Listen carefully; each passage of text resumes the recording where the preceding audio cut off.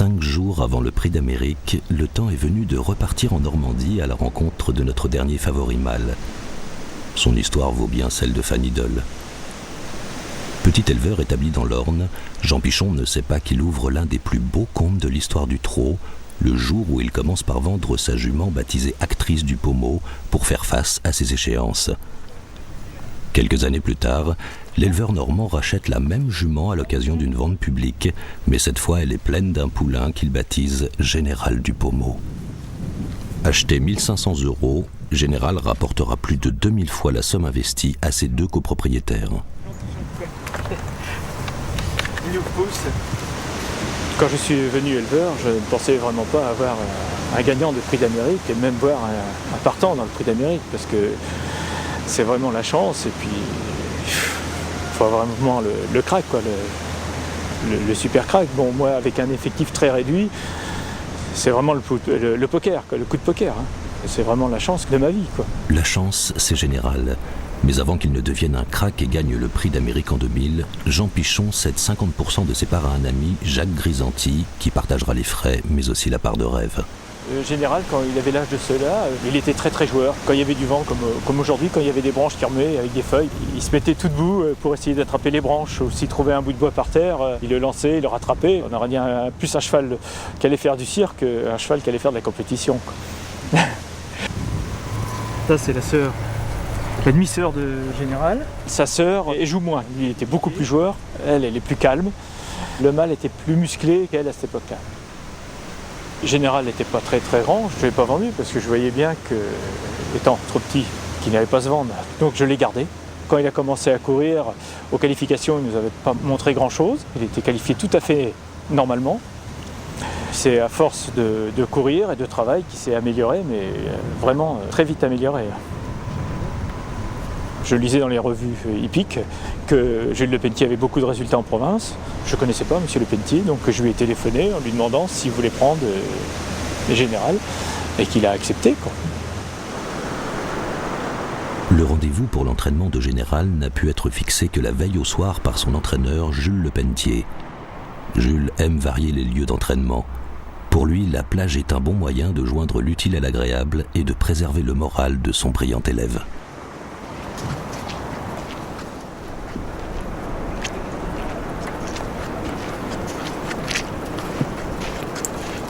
Franchement, le cheval, quand il est arrivé à la maison, à l'âge de 18 mois, qu'il était parmi les autres poulains, j'aurais jamais pu penser que ça ferait un cheval de cette trempe-là. Et vraiment, il m'a vraiment époustouflé dans toutes ses qualités, parce que c'était vraiment un cheval très simple, très petit. Il est pas grand déjà aujourd'hui, mais il était vraiment très petit, et en plein hiver. Il arrivait en plein hiver, il avait un poil assez long et j'aurais jamais pensé que ça fasse un crack un jour.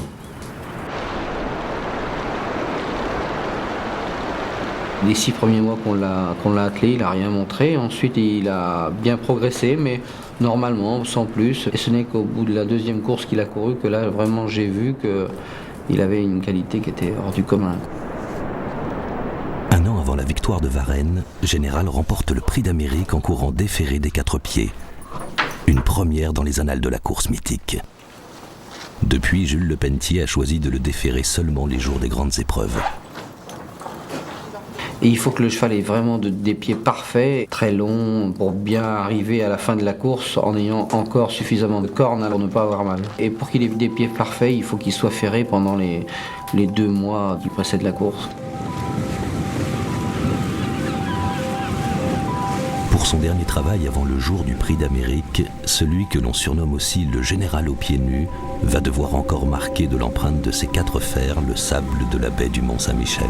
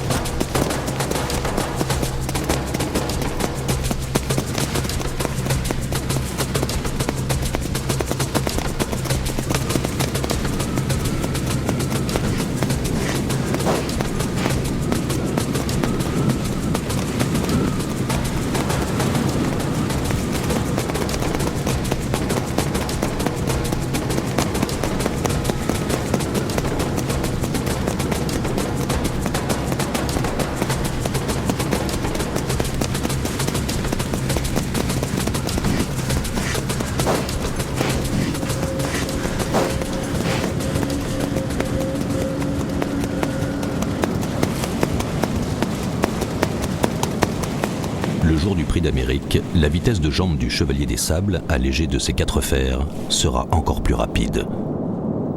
Son accélération foudroyante laisse présager une menace redoutable pour Varenne et les autres challengers.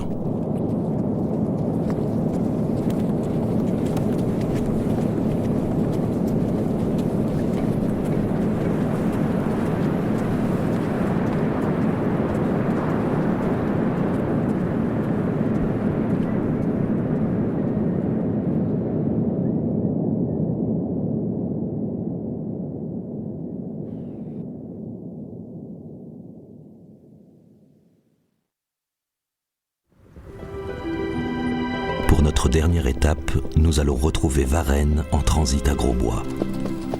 Situé à proximité de Vincennes, Grosbois reste le plus grand centre d'entraînement de trotteurs en Europe. Il accueille chaque année plus de 2000 chevaux venus courir le meeting d'hiver sur l'hippodrome de Paris-Vincennes. Alors que ses rivaux fuient la pression de la vie parisienne, à 3 jours du prix d'Amérique, El Capitano est le seul favori de notre quintette venu chercher à Grosbois l'attention nécessaire à son influx.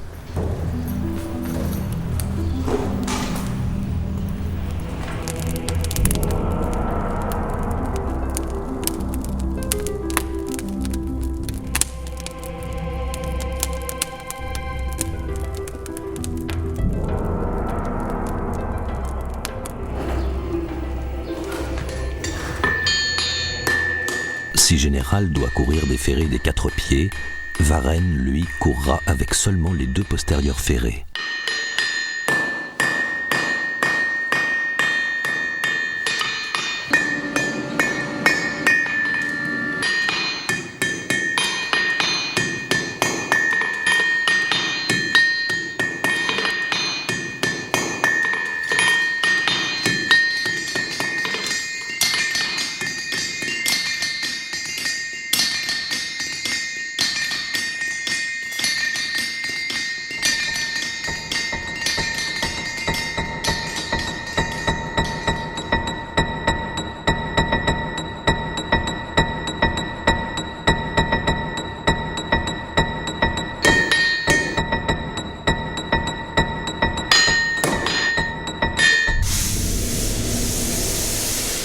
le maréchal Ferrand lui pose ses nouveaux fers, toute la scuderia italienne est fraîchement débarquée de Rome pour assister au dernier entraînement du maestro. L'entraîneur, le driver, le manager, les correspondants de la presse italienne. Sans oublier le vétérinaire et le masseur. Une telle organisation ne laisse rien au hasard. En Italie, Varenne est considéré au même titre qu'un athlète de très haut niveau, aussi bien par le public que par son entourage professionnel.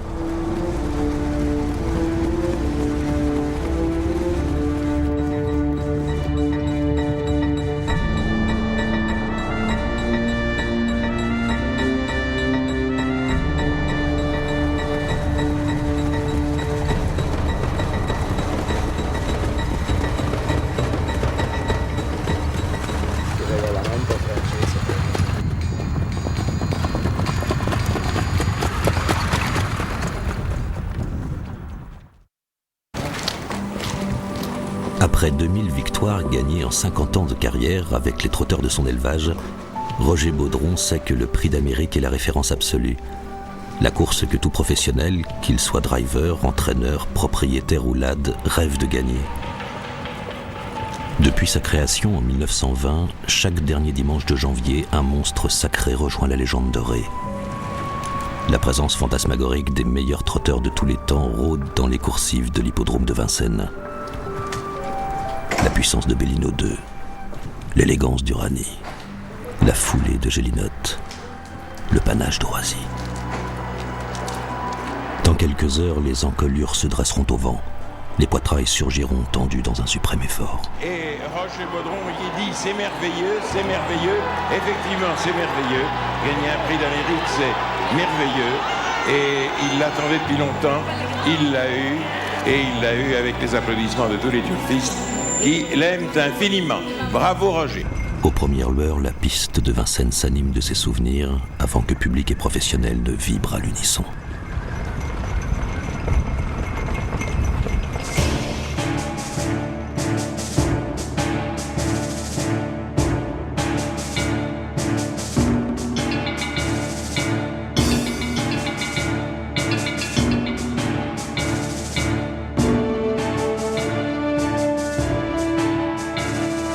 Un premier temps fort qui peut être déterminant, décisif, c'est le départ volté, avec donc le fameux départ volté à la cellule photoélectrique qui pose quelques problèmes.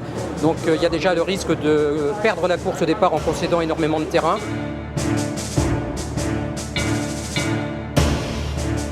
C'est le laser, il y a une telle tension que même si vous avez de l'expérience, vous êtes tendu parce que vous savez qu'il va y avoir de la bagarre dès le départ.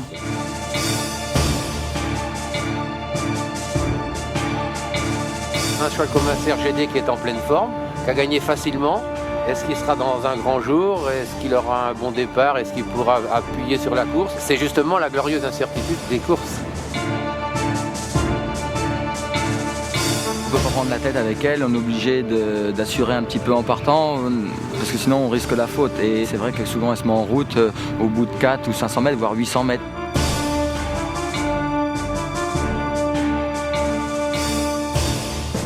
Sur la pointe qu'elle a, et avec le finish qu'elle a, elle peut rivaliser avec Varenne, avec les autres aussi, il n'y a pas de problème.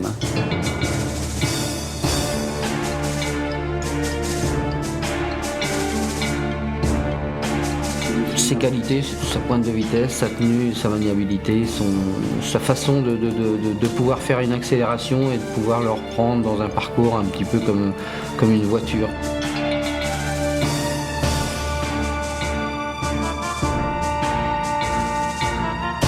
Des points stratégiques dans le Prix d'Amérique. Mais si vous avez le très bon cheval, en réalité, vous n'en avez plus de points stratégiques parce que vous dominez la situation. Et tous les points stratégiques, vous les passez faciles.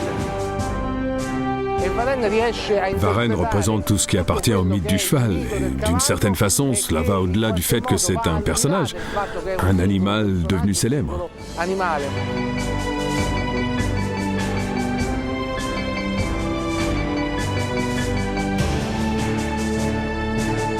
Milchi a beaucoup de pression, il n'a pas droit à l'erreur.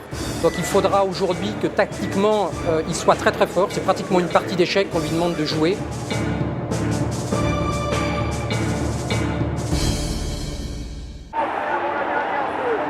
La course se joue sur 2700 mètres, accomplie en un peu plus de 3 minutes chrono.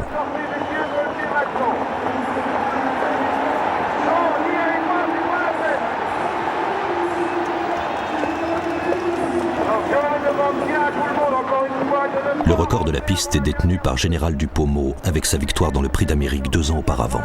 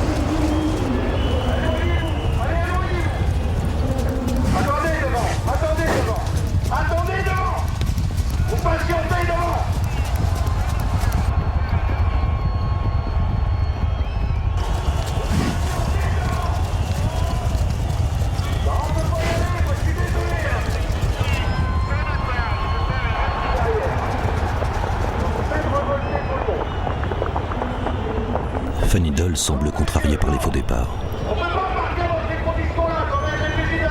Avant le 4e départ, Général du Pommeau, Varenne et les 2 drivers sont quasiment les seuls à ne pas se départir de leur calme olympien. Avec un Serge Gédé, Yves Dreux prend le temps de jauger ses adversaires les plus sérieux.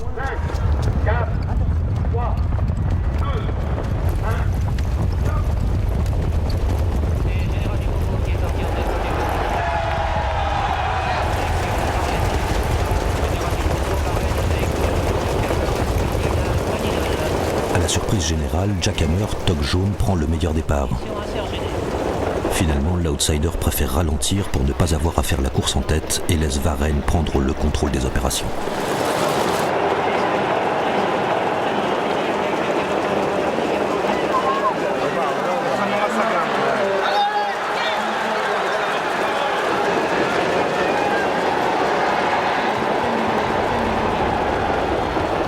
Malgré un bon départ, Général préfère se positionner derrière un concurrent et jouer la position d'attente.